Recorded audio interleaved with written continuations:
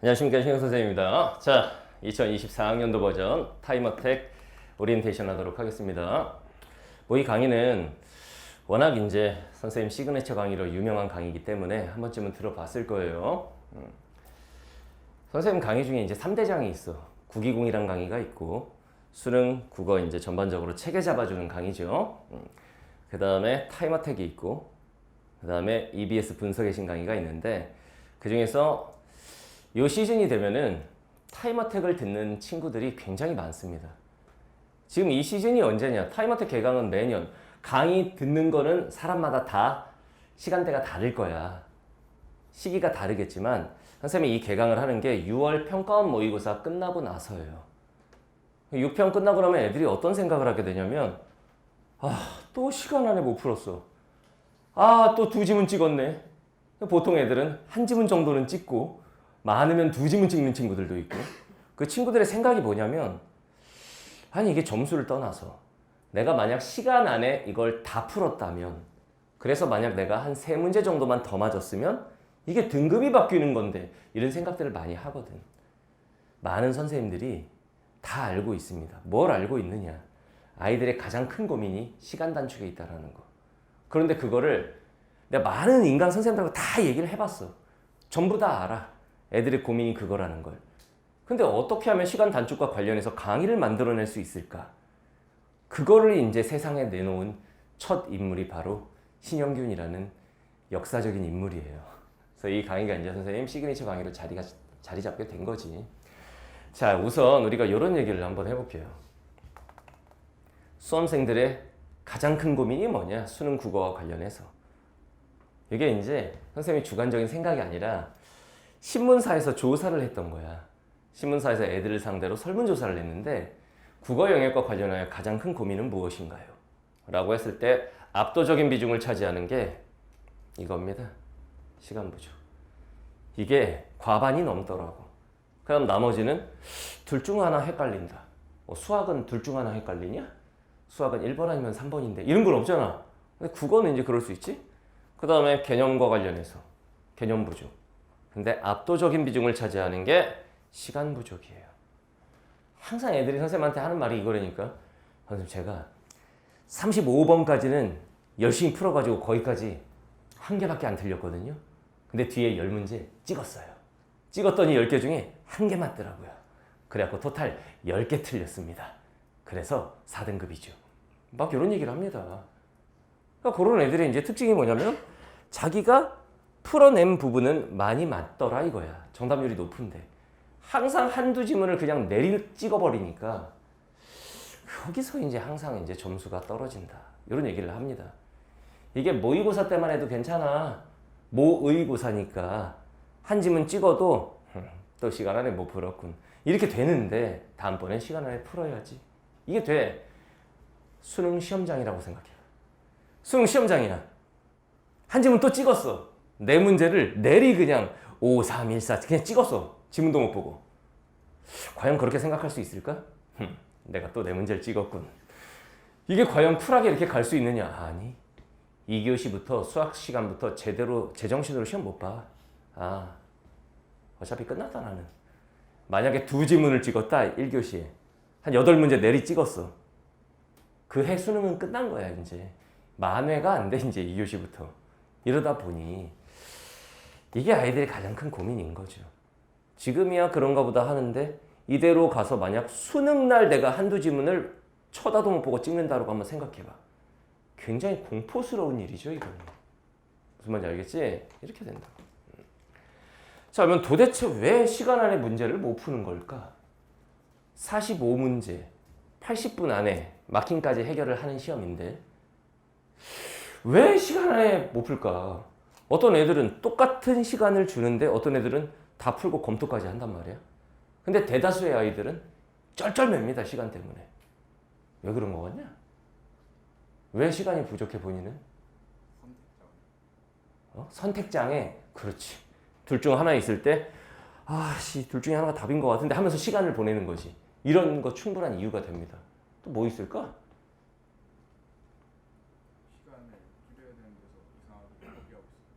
이상한 데서 시간 낭비를 하고 있다. 뭐 그럴 수 있죠. 어차피 내가 풀지도 못할 고난도 문제 또는 고난도 지문인데 거기서 막 10분, 15분 시간 보내는 거야. 15분 시간을 보내고 나서 썼는데 다 틀렸어. 근데 걔 때문에 다른 지문도 못 풀었어. 막 이런 경우들도 있겠고. 또 기본적으로 뭐 여러 가지 이유가 있는데 보통은 이렇습니다. 일단 첫 번째, 읽는 속도 자체가 느린 친구들이 있어요. 어린 시절에 독서를 많이 안 한 거지. 그래서 기본적으로 글을 읽는 속도 자체가 느린 친구들이 있어. 그러면 시간 안에 풀기 힘들죠. 그 다음 두 번째, 글 읽는 속도는 괜찮은데 문제 푸는 속도가 느린 애들이 있어. 이게 무슨 말인지 알겠지? 그러니까 예를 들면은 1등급과 4등급을 앉혀놓고 문제를 뺀 지문만 줬을 때 그럼 글 읽는 속도는 비슷한데 이제 문제를 던져줬을 때 1등급 아이들은 좀 차분하게 빠른 속도로 푸는데 4등급 친구들이 좀 풀다가 지문 다시 가고 풀다가 지문 다시 가고 왔다 갔다 왔다 갔다 왔다 갔다 이러다가 시간이 2배로 걸려버리는 이런 경우들이 있습니다. 그 다음에 세 번째, 어려운 지문에 딱 막혔을 때 거기서 시간 다 쓰는 친구들이 있습니다. 그러니까 잘 나가다가 막히는 한 지문에서 그냥 시간을 다 소모해버리는 뭐 이런 친구들이 또 있어요. 그 다음에 어려운 문제, 집착증 있는 애들, 네가 한 말, 집착증 있는 애들 어떤 문제에 딱 걸리면 거기서 하염없이 2분, 3분 시간을 보내. 나중에 채점해 보니까 틀렸어. 근데 걔 때문에 다른 지문도 찍었어. 뭐 이런 경우들이 있겠지. 뭐 다양한 이유들이 있습니다. 자, 이 강의의 목표는 심플해요. 시간 단축입니다. 근데 분명히 말하지만 이런 얘기하면 애들이 그럽니다. 야매군요. 아, 시간 단축하는 야매 스킬을 가르친다? 아닙니다. 아, 선생님 그러면 시간 안엔 다 풀었는데 점수가 10점 떨어지면 어떡하죠? 그러니까 빨리 읽고 빨리 풀어갖고 시간 안에 다 풀었어. 근데 총점이 낮아졌어. 그런 일은 없습니다. 그랬다면 이 강의를 그동안 수십만 명이 듣지 않았을 거라고. 이게 야매고 그리고 시간 단축은 되나 정확성이 떨어지면 누가 듣냐 그걸. 그렇다면 이 강의는 벌써 수험생들의 평가에 의해서 사장됐겠지. 근데 지금까지 이게 선생님의 탑 강의로 자리 잡고 있다는 건 시간 단축과 정확성을 동시에 잡는 강의야. 그러니까 정확하게 풀면서 지금보다 어떻게 하면 시간을 좀 줄일까. 45문제를 80분 안에 푸는 게 아니라 우리가 마킹 시간도 생각해야 되잖아. 그리고 검토 시간도 생각해야 되지. 그러면 사실상 시험장에서는 65분 안에 끝내셔야 돼요. 그래야 한 5분 안에 마킹을 하고 10분 정도 어려운 문제를 검토하는, 그렇게 가야 1등급을 받을 수 있습니다. 알겠죠? 강의 목표는 45문제를 65분 안에 푼답니다. 그동안의 수강 후기를 찾아서 읽어봐. 보통 학생들이 남긴 수강 후기를 보면 일단 10분은 단축된다. 10분에서 많은 친구들은 한 15분 정도.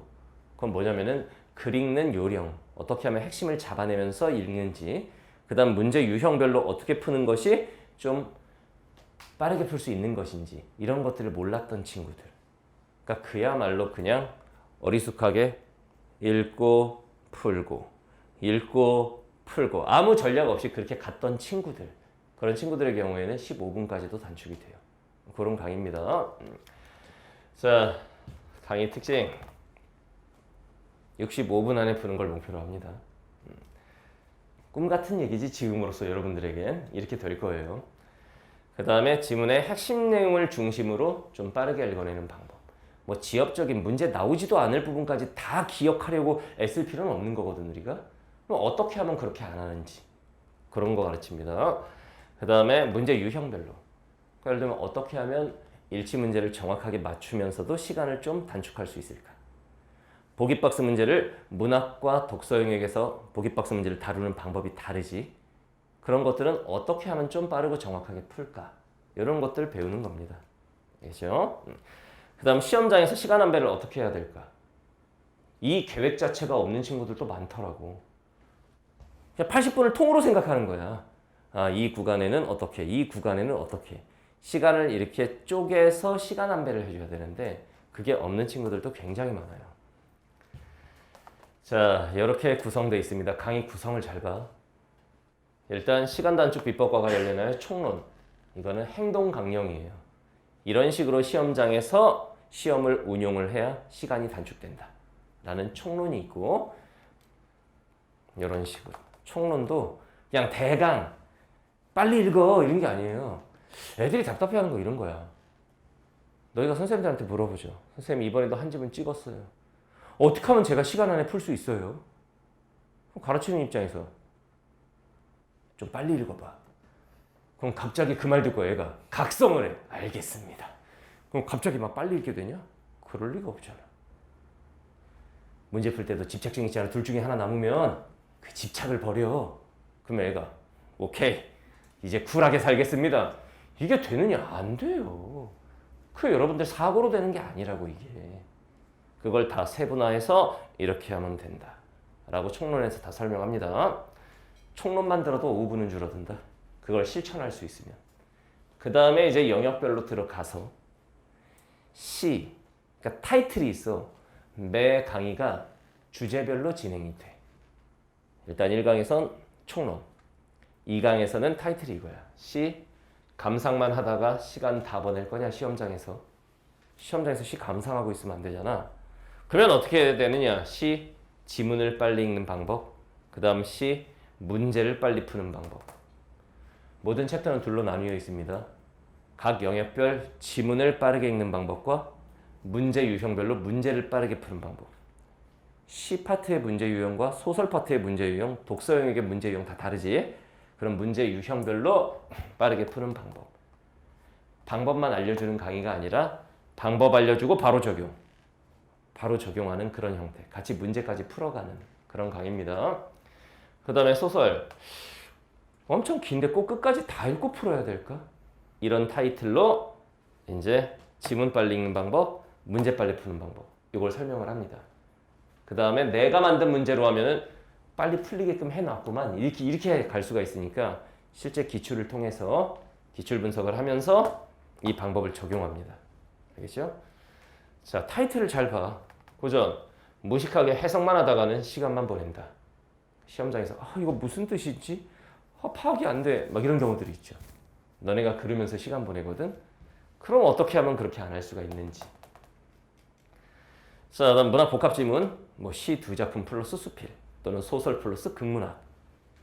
지문이 이렇게 긴데 시간을 어떻게 하면 줄일 수 있을까? 이런 타이틀로 이제 또 배웁니다. 그리고 독서 영역. 문제 풀이법만 잘 바꿔놔도 시간을 확 줄일 수 있다. 그래서 이게 무슨 말인가요? 강의를 들어보면 알 겁니다. 강의에서 좀 섬세하게 설명을 할 거예요. 그 풀로는 시간이 줄진 않아요.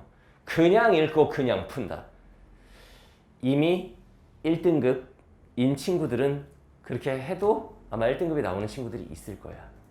요즘에는 이제 좀 전략을 잘 세워서 가야 되는 시대죠. 이런 애들 있지. 쟤는 국어학원도 안 다녀. 국어 인강도 안 듣는데. 그냥 읽고 그냥 풀어. 근데 맨날 1등급이야. 1교시 시간 남아서 자고 있어.